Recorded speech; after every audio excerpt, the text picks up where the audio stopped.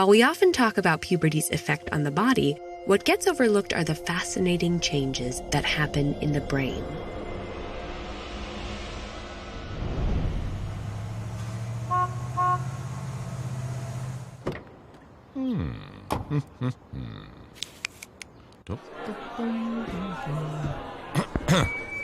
I've been sent here to talk to you about puberty. Any questions? During puberty, your reproductive organs grow and mature. Any questions? This ripening allows you to become a sexually mature adult. There are so many other changes to your body that puberty can seem almost magical. I think I'll take it from here.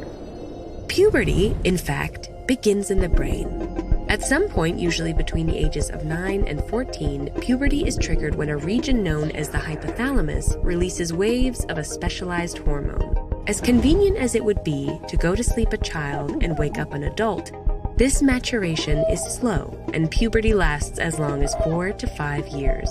And during this extended process, the brain undergoes its own transformation, thanks to two of puberty's key players, estrogen and testosterone. Produced in the developing testes and ovaries, these hormones hitch a ride to the brain via the bloodstream. Once there, they interact with receptors on neurons, changing the way the individual cells work and function by making them more or less excitable, altering their growth, or reshaping their connections. Cumulatively, this can change how you feel, think, and behave. For example, hormones remodel and develop the limbic system, a collection of brain regions responsible for emotional behavior. Research in animal models suggests that the amygdala undergoes changes in size and connectivity during puberty. The amygdala's function is wide-ranging, from detecting threats in your environment to helping you recognize emotions in your friends' faces. Its development allows you to better connect with your peers, while priming your brain for learning and discovery. Likewise, puberty organizes and restructures the nucleus accumbens involved in reward and sensation seeking.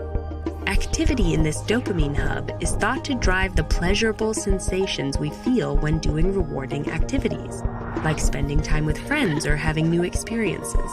Several studies have found that as hormone levels increase through puberty, so does the response of the nucleus accumbens. As a result, exploration and social engagement may feel that much more important during adolescence.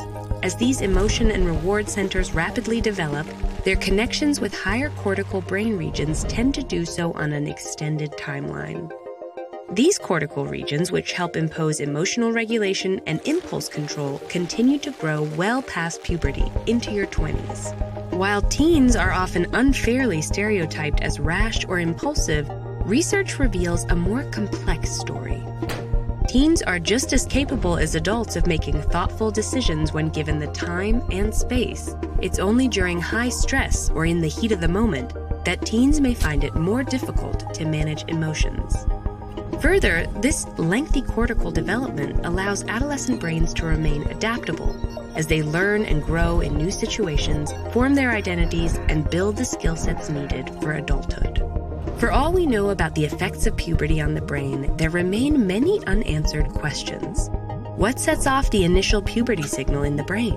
Why is the average onset of puberty shifting earlier? And while hormones may seem powerful, they may not be the full story. Experiences you have during adolescence may be just as influential as hormones in shaping and maturing the developing brain. So while all these physical and mental changes can make you feel as if puberty's in control, you have more power than you think. The everyday choices you make, from learning new skills to being a good friend to setting boundaries, ultimately steer the path of who you are and will become. Any questions?